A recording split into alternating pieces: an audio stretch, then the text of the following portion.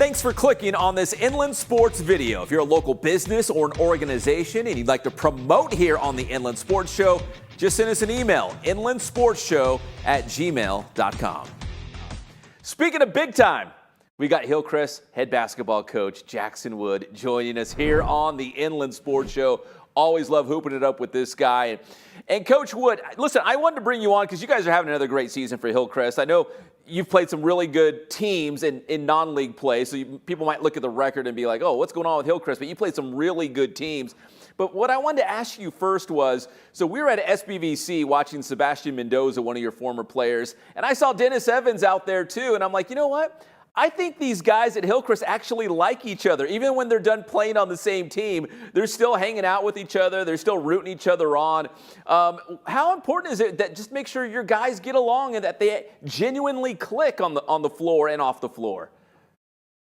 It definitely makes a difference, and I think that was one of the biggest factors into our CIF championship run in 2018 was just how close-knit the group was and how well they got along off the court. So we try to facilitate that any way we can, going to watch local college basketball games. CBU versus UCR is always a fun one, and San Bernardino Valley, all our local colleges and college coaches do a great job. So it's awesome to get out and watch them and do other sort of team bonding events. All right, Coach, let's talk about this season. You guys are trying to win another River Valley League championship. If you win it this year, it'd be 6 in a row for the Trojans. And, you know, we were texting a little bit back and forth about this stretch that you guys have had the last 5-6 years. At least during that championship stretch, 49-1 in, you know, that River Valley League, 5 straight titles.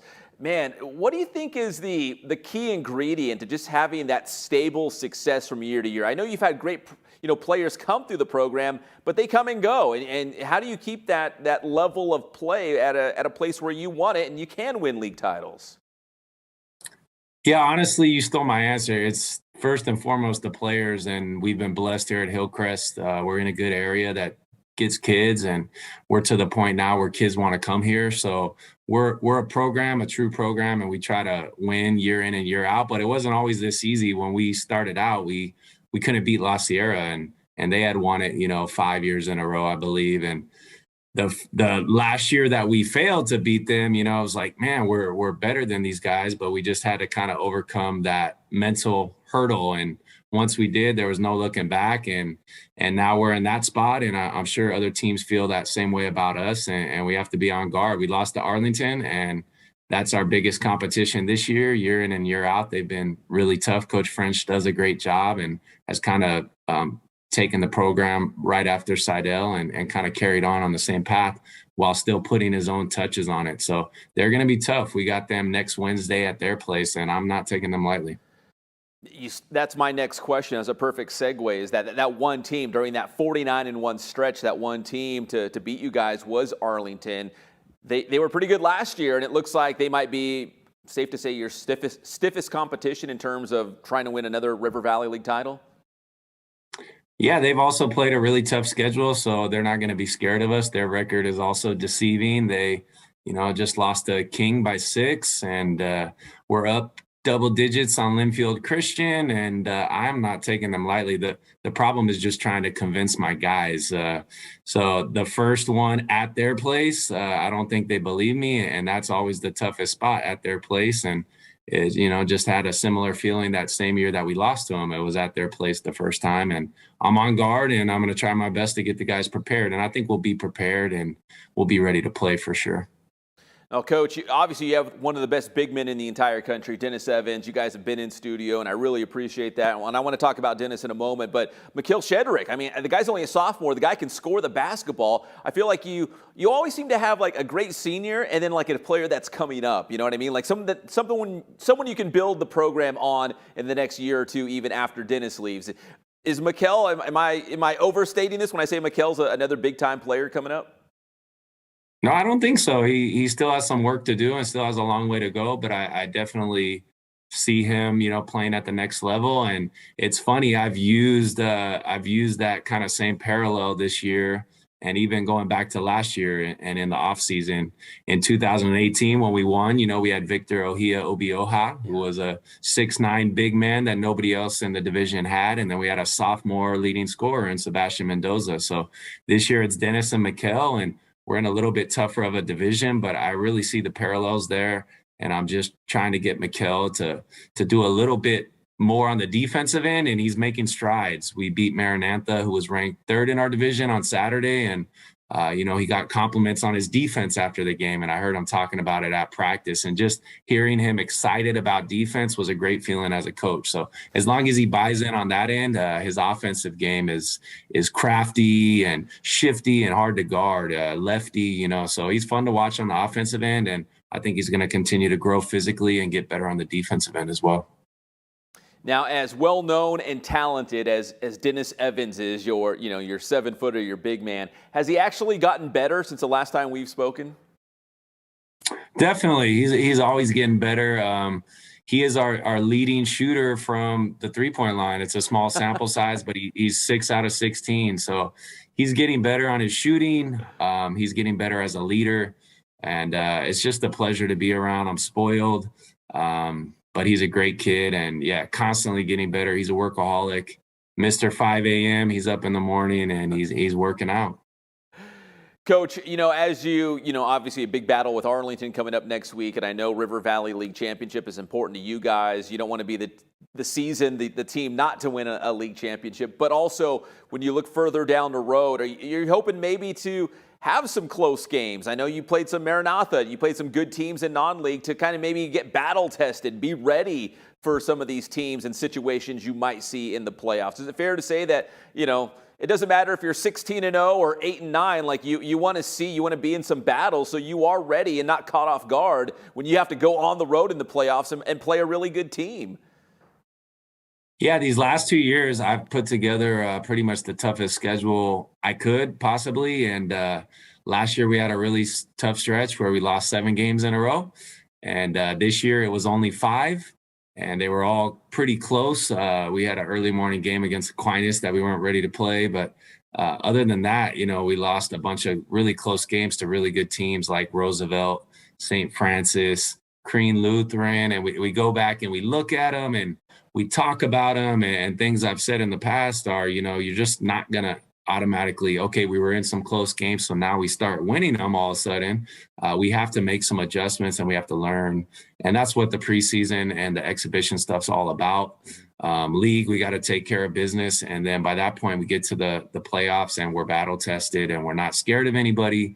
We're prepared for a lot of situations because we've been in those situations. We went to Vegas together and we played teams from Florida, from Utah, and we won a game at the buzzer. Mikel Shedrick hit a step back 3. And it's just those moments that are going to prepare us for the playoffs. And again, we're in a really tough division, but we got something that nobody else has, and we got a real shot to win it.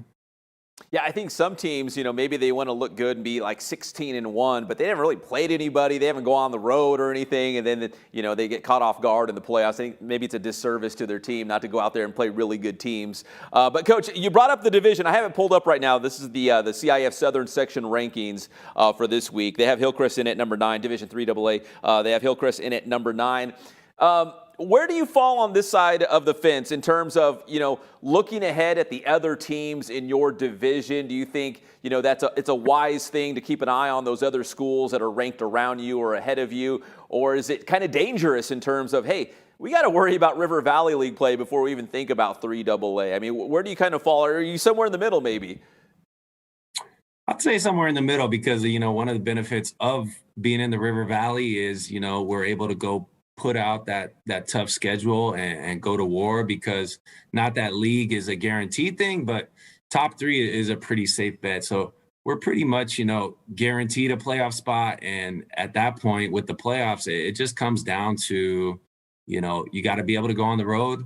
It's not the top seed gets home court throughout. So there's really not too much emphasis on the rankings. unless you're getting a bye as a top 2 seed or you're trying to get an at-large bid. So I don't care too much about the rankings, but at the same time, as a voting member of Skipka, I try to pay attention here and there just to be informed. And it's tough, man. There's a lot of good teams and everybody's playing in tournaments, and you're trying to keep up with scores and common opponents. Yeah. And it's tough, but it's fun. Just got to find some time for Sundays on that. You know, it's funny, Coach, is I look at some of these divisions, and you can kind of pick out the Inland Empire schools. Like, some divisions have 3, 4, 5, 6 schools. I'm looking at Division III AA. I think whoever you play in the playoffs, you're going to have a road trip at some point, because there's like no close schools, like up in the valley, Ventura, deep in Orange County. Like, I think regardless of what happens in the playoffs, like you talked about, just being ready to go on the road and maybe some tough situations and tough places to play. It looks like regardless of what happens, you guys might be making a road trip at some point.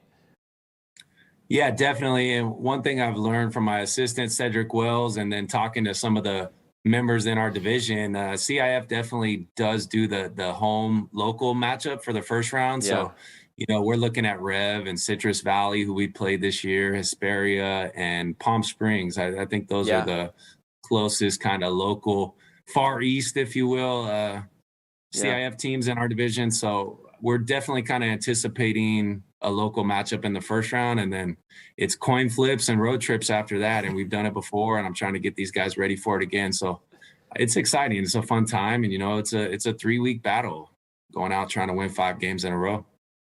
It's our own little slice of, March Madness. You win, you advance, you lose, you go home. How do you mentally prepare your guys for something like that? Maybe it's something you've done the last several years. I think have you been at Hillcrest? Is it 10 years or almost 10 years now? I believe this is the 9th year of varsity and my 10th year overall. The first year we had a JV team that I was there. Oh my gosh! I mean, do you has your approach changed in the last decade? Like in terms of how do you get your team mentally prepared for the playoffs? To make that run, knowing it's win or go home. I hate to use that cliche, but has your approach changed, or has it always kind of been the same? In that regard, it has been the same.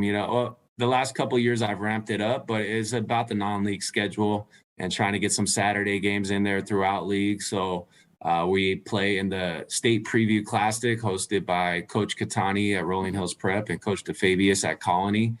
That's coming up, and we play Campbell Hall, who's a great team. So it's mixing in those games like that to just stay prepared and to stay tested. And the year we won CIF, we went 32-4, and our schedule was too easy, and I kind of looked back and said I wasn't going to do that again. I wasn't going to put an easy schedule together when I knew we were going to be a good team. So these past 2 years, I knew we would be good.